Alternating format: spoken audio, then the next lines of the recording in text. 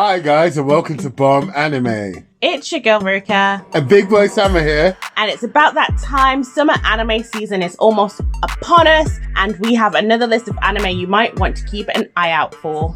First off, Rent a Girlfriend Season 2 is finally coming out. Not too much of a description for what to expect this season, but we know Kazuya will continue to rent girlfriends and that his feeling for Mizuhara will continue to grow. The same cast and team are involved with the second season, so expect the same quality as Season 1. Out on July 1st for Japanese release and Crunchyroll. I'm looking forward to this one. Everybody knows since season 1 I've been looking out for a season 2, so they better bring it. They really didn't give us much in the trailer, but I'm still hopeful. I feel like a lot of animes on the list have not really given us anything to go on. I just want to know what happens to Ruka, because Ruka had it down bad for Kazuya. She had it down bad. Like, she was worse than some of our community, to be honest, when it came to simping. So I hope that it's treated with care. Next up, we have Engaged Kiss, a slapstick romantic comedy. Shu owns a small business but doesn't have much to live for because of his reckless spending. Kizaru visits his house and office often because she's so worried about him, but Ayano, his ex-girlfriend and ex-colleague, is also worried about him. To find out more about this train wreck waiting to happen, you can catch it on the 2nd of July, available on Crunchyroll and Funimation. What? That's not the trailer I just watched. Wait, what? I saw pew pew. Wait, what? Ex-colleague. What the hell are they doing? Sometimes a battle for affection is actually a battle. Shut that shit. What? Nah. You know what? I'm interested now. It's like a big mismatch and I definitely want to see it, just so I know. I'm also looking forward to watching this one because it seems so wild. I don't know what to expect almost, even though I watched the trailer. Next, we have Classroom of the Elites, Season 2. Again, there is not much out there in terms of plot, and I'm not sure how much and to what point the anime will follow the light novel. So in the interest of keeping it spoiler-free, we will assume that Season 2 will pick up where we left off after Ayano Koji's class win. There are many mysteries and secrets to be discovered. Fans will also be happy to know that Season 3 is also in the works. Expect it out on Crunchyroll July 4th. Of course, I've been looking forward to watching this for what feels like eons. It's been so long. We are going to definitely see a little bit more of Ayano Koji's dark side in this season. I am definitely sure of that. So there are two things in anime I've been waiting for what I feel has been the millennium. The first one is Chainsaw Man. And the next one is Classroom of the Elite Season 2. Look, out of all the animes I've watched, this deserves a bloody second season, and I'm so glad that it's finally coming out. And Ruka just wants to spoil me with what's going on in the light novel, and I have to fend it off, and eventually I'm going to read it, but I definitely need to see it.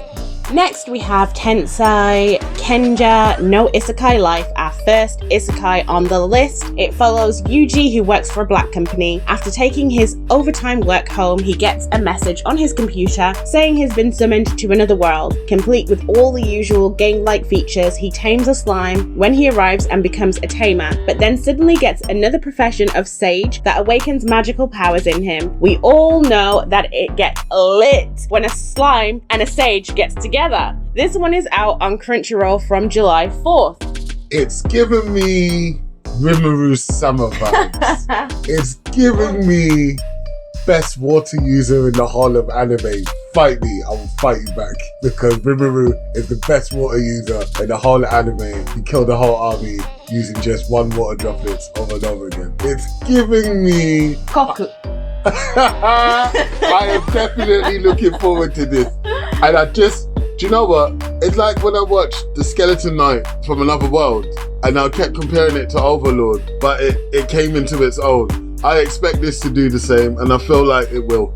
This is kind of giving me a little bit of that time I got reincarnated as a slime vibe, but that's just because of the little features. But the trailer looks nothing like it, so I'm expecting something completely different, but I'm still expecting it to be just as good. The trailer gave me good vibes on what to expect, so I'll be watching.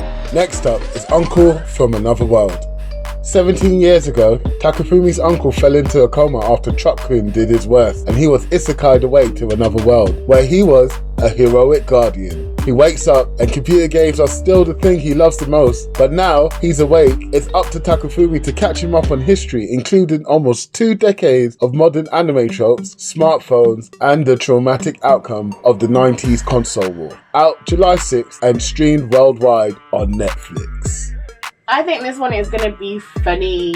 It seems as if reality and Takafumi's imagination might be in conflict with each other, and I'm looking forward to seeing the silliness of it all unfold.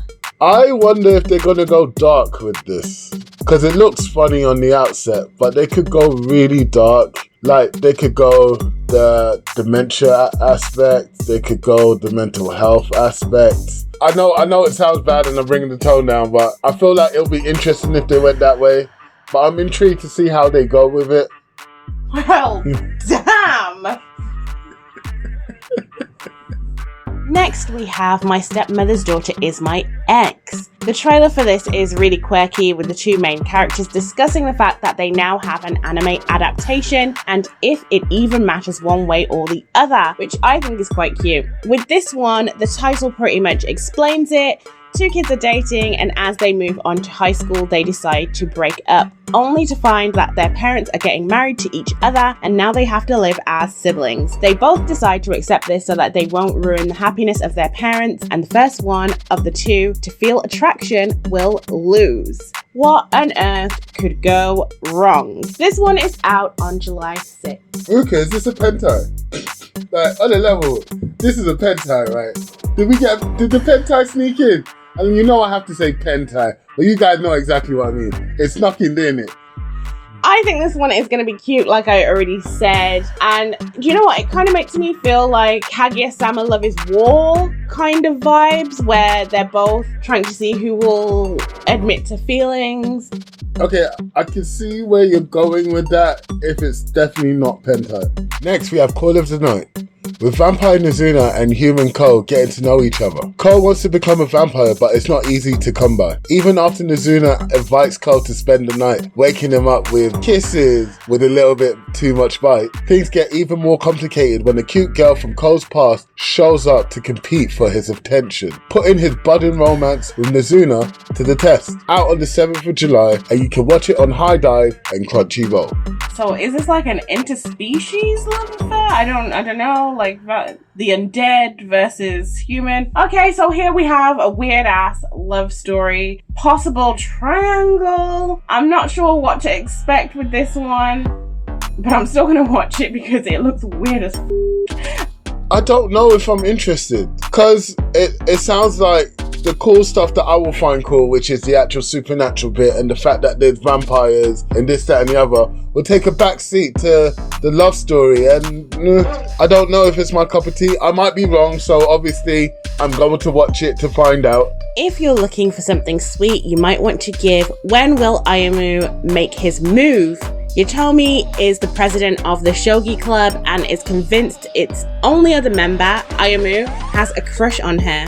But no matter what she does, she can't get him to admit his feelings for her. Little does she know, Ayamu has made a pact to only ask her out once he's won a game of shogi against her. The only problem is, he sucks at shogi. Out on the 7th of July. When I watched the trailer, I thought, oh god, not another one. And then, but again, I was like, I felt the same way about Kaguya-sama Love as well, and I actually enjoyed that. So it's similar. And I like the fact that they're using shogi, because shogi is a really cool game, so I can get behind some of the strategy and aspects there. So I'm looking forward to this one. It does seem like it's going to be a little bit funny, and I'm not sure what length she might go to. I get why you think that is because of all of the game playing that was in that anime. So maybe you're right. Maybe it actually will be similar. I'm not sure if I'll watch it though.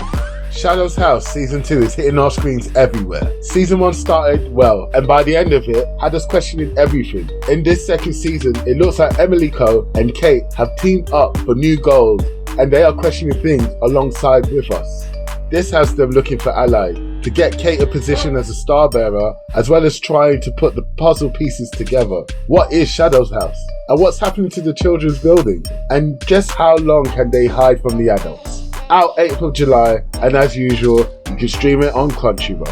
am looking forward to this one. Didn't think we would get a season 2 quite so soon. I'm not sure exactly how much of the manga this is going to cover, but we do know that they're going to be trying to figure out who that mysterious figure is, and obviously Kate has put her big girl pants on and she is trying to dismantle everything from the inside, becoming a star bearer to f it up.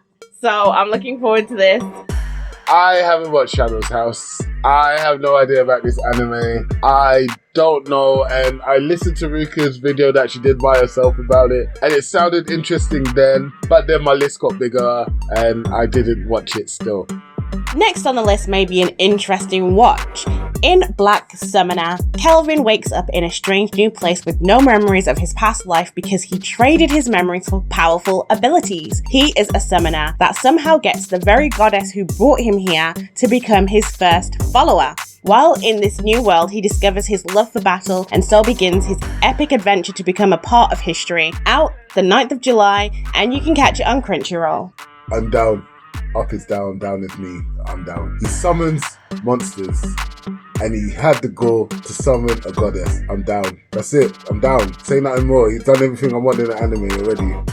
This one looks really cool. I feel like he's not really a summoner, more of a collector, because it seems like he goes around collecting people like it's his job. I am really looking forward to this one. It seems like it's going to be very battle hungry as an anime, so I'm expecting so many fights. I'll be disappointed if I don't get a fight every episode. I'm that thirsty. Bring it on.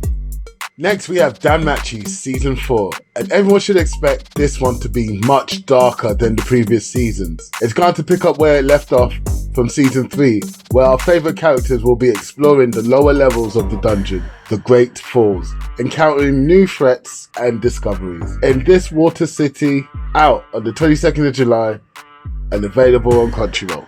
Every season so far of danmachi has been really good, so I'm sure this one will be the same. I'm looking forward to the darker sides of this. If it's following the source material properly, it will definitely be like more dark than we've ever seen the anime be so far. And I'm looking forward to the lower levels because we know it's going to be hardcore down there. I'm definitely watching this one, no question, no question. Look, danmachi has a special place in my heart. I will always watch danmachi. You can't stop me from watching danmachi, and I hope you guys are watching it with me. It's called How to Pick Up... Is it right to pick up girls in a dungeon? Is it wrong? Is it wrong to pick up girls? Damn. Is it wrong to pick up girls in a dungeon? It has nothing to do with picking up girls in a dungeon. Maybe 2 or 3 episodes. I love the way that they took it, and I just can't wait to see it. And Ruka, you're right. I'm going to take your recommendation. I need to read the source material. You said this ages ago in Season 2. As if this summer's lineup didn't already sound great, Overlord Season 4 is making an appearance, and while the creators are playing their cards close to their chest, there are still things we can expect to see if volumes 10, 11 and 12 are being adapted. Gathering pets of all races to start his own utopia of everyone getting along, a visit to the Dwarven Kingdom to steal away talent, help the locals, and the Demon Emperor Daldabal may even take his stand against the Holy Kingdom. I can't wait for this. Look, I've been waiting for ages. I've read up until the final volume of Overlord so far. I need the rest of them to hurry up, but that's a different story. This needs to happen exactly how I saw it in my head, please. And it's gonna get good, and that's all I can say, because I might get my arm broken if I carry on. My favourite sociopath is back. I can't wait. He doesn't give a F about anyone. He doesn't really consider anyone except for him and his. I can't wait to see this adapted because we've read it and now it's time to see it on our screens. I can't wait. And obviously, we can't forget the honourable mentions. Orient Season 2 will be available on the 11th of July, and The Devil is a Part-Timer Season 2 will be out on the 14th of July. And there you have it. That was our summer anime coming out. It looks like it's going to be a really good season. Yeah, I am really interested in most of these, and I'm definitely going to be watching it. Don't forget to like, subscribe, and share. And if you made it this far, we do really appreciate you. Peace.